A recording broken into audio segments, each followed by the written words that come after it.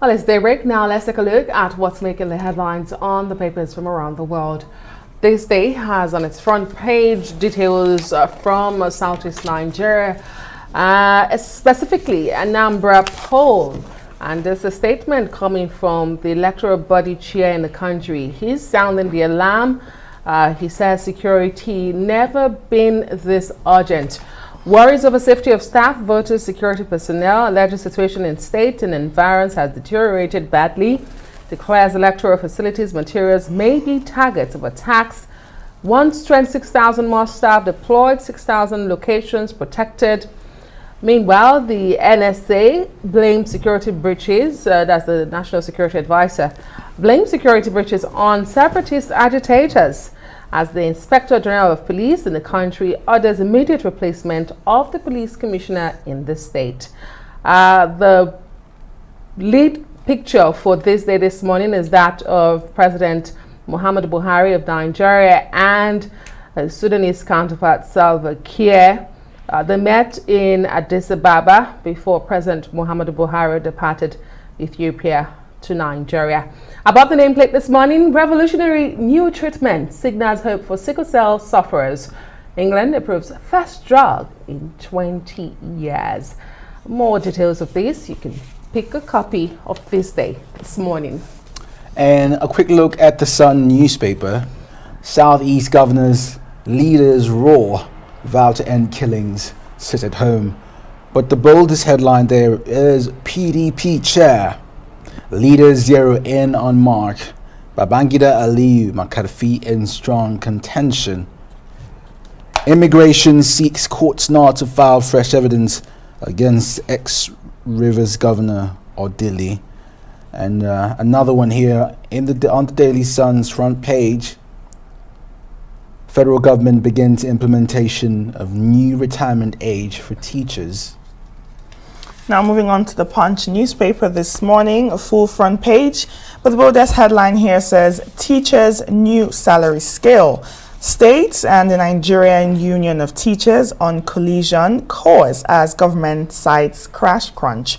The NUT dismisses states' excuses and says only governors against teachers won't honor the new scale.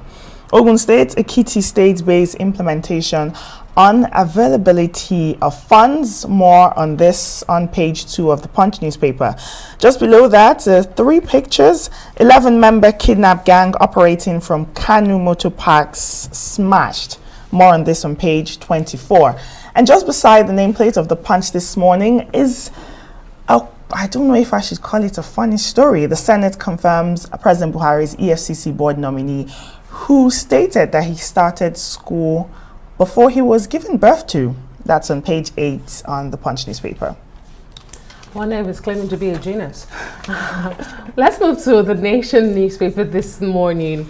And the Nation is focusing on the 2022 budget. It says Buhari's 16.45 trillion naira budget 2022 pushes deficit to 7.9 trillion naira. Projected revenues 8.53 trillion naira. President 6 review of MTF, FSP. Lawmakers may get documents tomorrow. That's Thursday. Above the masthead this morning, EFCC probes 157 billion naira pension fund fraud. As PDP chair zoning to North gains more support, Senator Mark, the former president of the Nigerian Senate, is said to be the front runner, according to the Nation. And 180 million telephone lines in Nigeria now linked to the NIN. And finally, education students to get 75,000 naira stipend. Recall yesterday was World Teachers' Day. And a quick look at the Daily Express on the international scene. Boris, we've got the guts to fix Britain. And another one here, quick one, French threat to pull the plug on our power. It's on page 2 of the Daily Express. And on the Times newspaper, Prime Minister to reveal a minimum wage rise in a few weeks. The lowest earners could receive £9.42 an hour. And another headline at the top of the Times, returning holiday makers face filming their own COVID tests, and that's on page 12 of the Times. Okay, let's bring in Emmanuel Bello again this morning for the Press Review. Good morning, Emmanuel. A lot of security stories making the front page for this day this morning.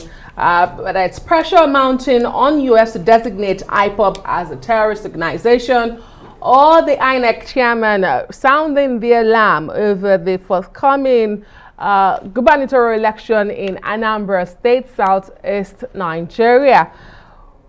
Do you think that these elections will hold? I mean, INEC sounds sort of optimistic, but says we have to consider the safety of our workforce. What do you think we have on our hands? We have a situation that is going to be interesting, and we'll just watch it. And it's a good thing that this day newspaper is, focusing on Anambra. I mean, so many people, so many news outlets have not been talking about that, and I think it's worrisome. It's around the corner. It's just next month.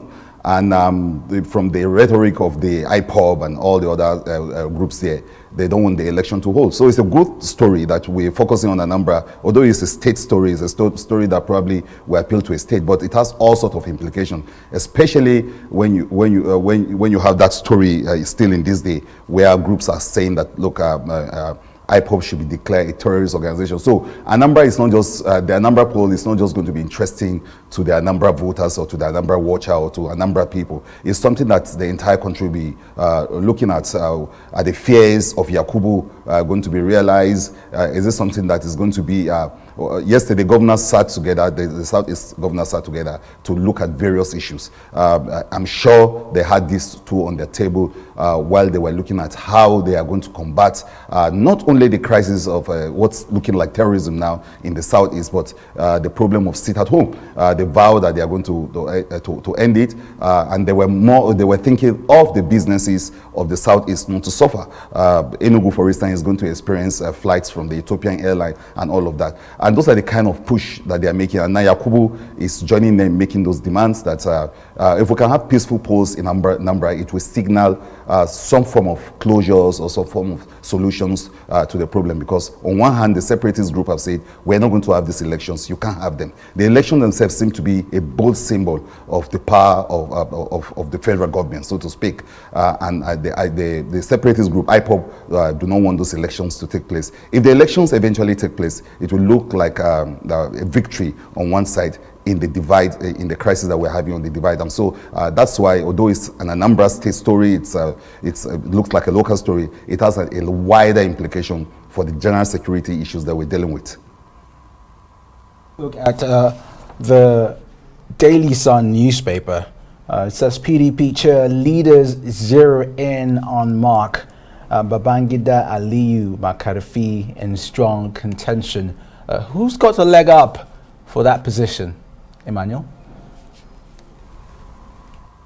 Well, the Sun newspaper is already mentioning a name, and I spoke to one or two PDP leaders last night, and they all look forward to the meeting of tomorrow's meeting. You know, where like a lot of people are beginning to say tomorrow's meeting is going to make or mar the party.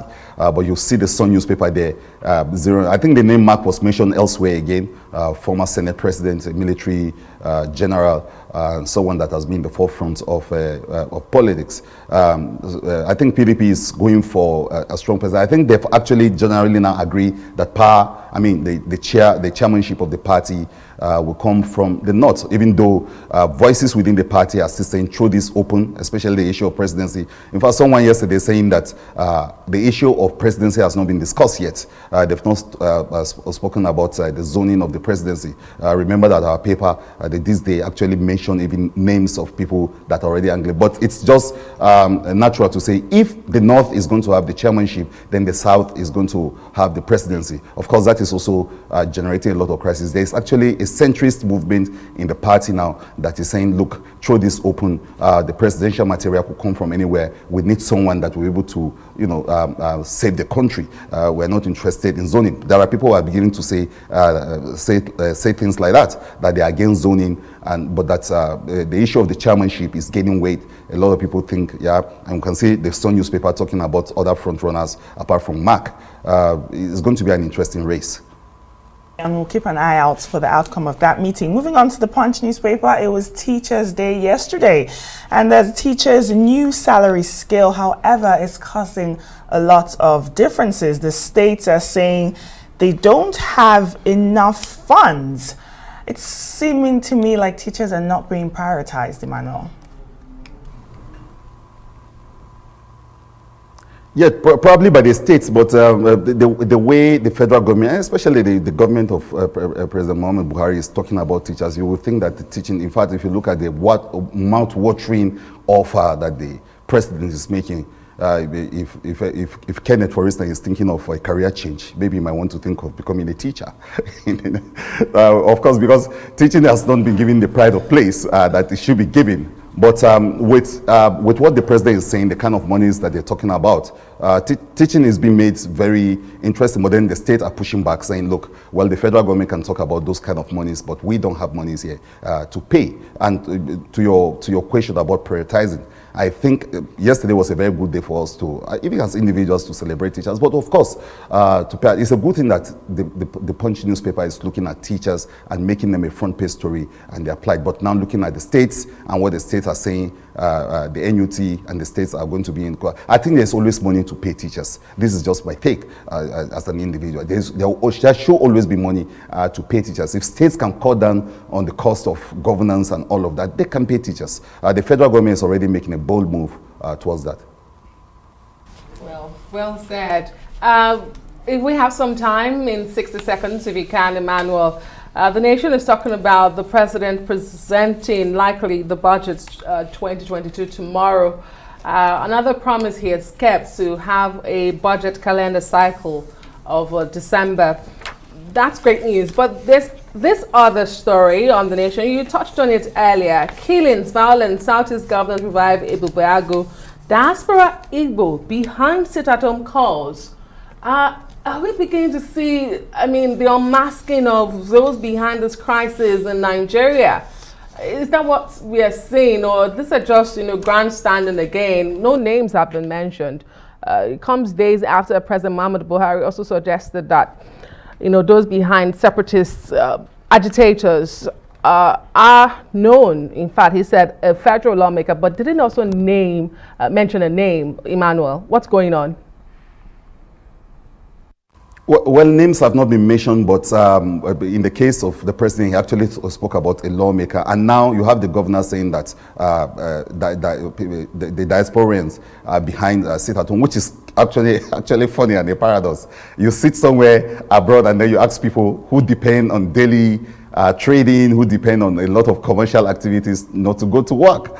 So there are people who are watching this and saying that it's kind of it's an irony and it's funny that people who don't have who don't have anything to gain or to lose from this, actually telling people not to come out on a particular day. The governors seem to be very bold. One of the newspapers say raw. It actually used the word raw, that the governors are standing. Will they be able to fight back? Is Ebubeagu, the other outfit, will that be able to protect the people against those who ask them to stay at home? I think at the heart of it is not only saving democracy over there, but also saving commercial activities. And we see that the Ethiopian Airlines will be operating tomorrow from Enugu. So there's all that concerted effort to save a situation. Thank you, Emmanuel Bello. We look forward to seeing the sun in the east shine bright again. And that's our press review this week.